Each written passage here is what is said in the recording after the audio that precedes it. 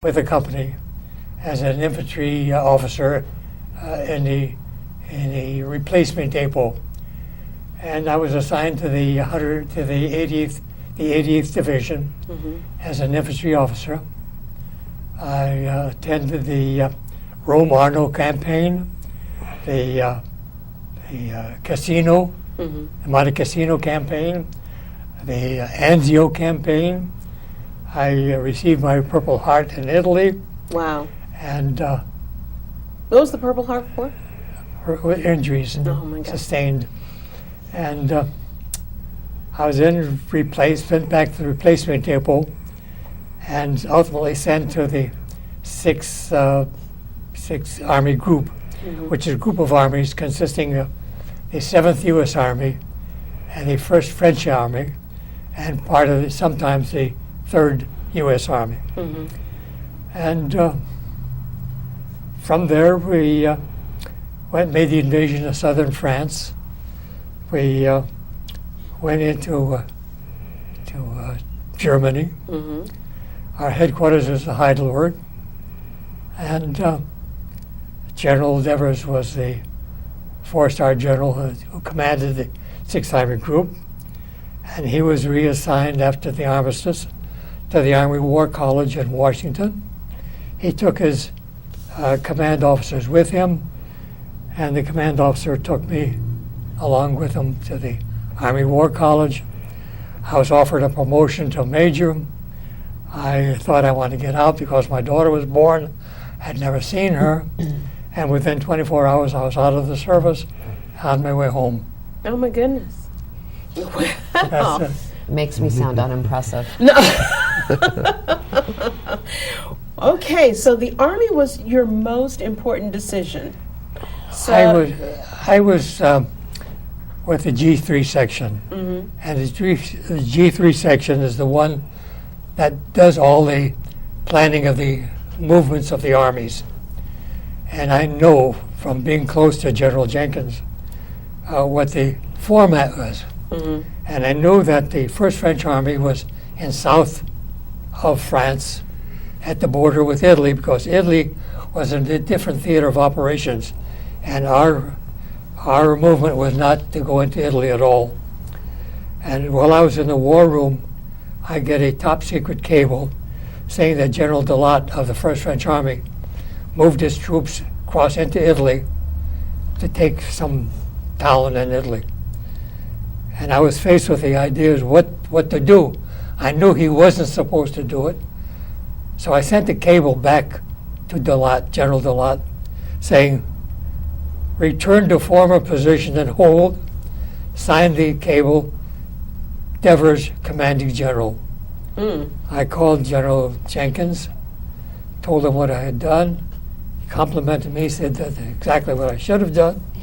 And I thought to myself, God, what would have happened if I didn't know what was going on and he was supposed to have gone over there? And I moved him back. So that, I thought, was one of the most serious command decisions that I had to make. wow. And how did you decide to go to law school? Well, I wanted to be a doctor. Oh. I really did. Why didn't you? I wanted to be a psychiatrist, as a matter of fact. And I was the president of the student body at Roosevelt High School. And they had Boys Week in Civic Affairs. And I was appointed a Superior Court judge. And I sat on the bench with Judge Boog, and a divorce case was pending before him with Sammy Hahn, S.S. Hahn, and Jerry Giesler on the other side. Two of probably the foremost attorneys in California. And I was really intrigued the way they were handling their case. And I asked the judge, I said, Judge, tell me, do these fellas get paid well for what they're doing? And he starts laughing and says, you can't imagine what they're going to get. So I'm no longer a psychiatrist. I'm going to be a lawyer. Well, I beg to differ. Family law attorneys are psychiatrists. Well, we're both. That was We just my don't get paid to be both. No. And when did you go to law school? I went to Southwestern. I first went to SC for my undergraduate work. Then I went to Southwestern, finished Southwestern in the class of 39, and went to work for a friend of mine who paid me $200 a month plus half of what I brought in. And Wow. within the first month, I brought in more for him than I got. So I decided to go out for myself. And were there any women in your law school class? Oh yes, there was about 3 or 4. 3 or 4. Yeah. I bet that's changed now. So. And did you start out practicing as a family law attorney? No, my first 20 years of practice was criminal law, criminal defense, and I represented one defendant in 3 separate murder cases. Got an acquittal in all 3 murder cases, and after the 3rd one I said, this is not for me. I would not take another criminal case. The first case that came into the office after that was a divorce case. It was so easy, the fee was pretty good. I said, hey, I'm home free. My, how things have changed. So Tell me about it. Tell us how do you find the atmosphere now more contentious than it was when you first started practicing? It's the stress level is so high now. When my first divorce case, I appeared before Thurman Clark, who became a federal judge. I put my witness on the stand, my defendant on the stand. And in those days, you asked for support in your moving papers and the amount of support. There was no such thing as guidelines or whatever else. Right. So I put her on the stand. I said, Madam, why do you want a divorce? She says, my husband says I'm a bad cook. The judge says, put on your corroborating witness. And before I can ask a question, he said, Madam, you heard this lady testify. Was she testifying? Are you familiar with? Is it the truth? Yes. Divorce granted. Hey, this is wonderful. Now we have discovery, we have disclosure, we have fiduciary relationships. That's right. We have so many different things that are so stressful that I'm no longer a litigant. But All you're- I do now is handle paternity cases. And when you say you handle paternity cases, what do you mean by that? What do you do? I represent men that say they are not the father. I represent women that say he is the father, on different cases, of course.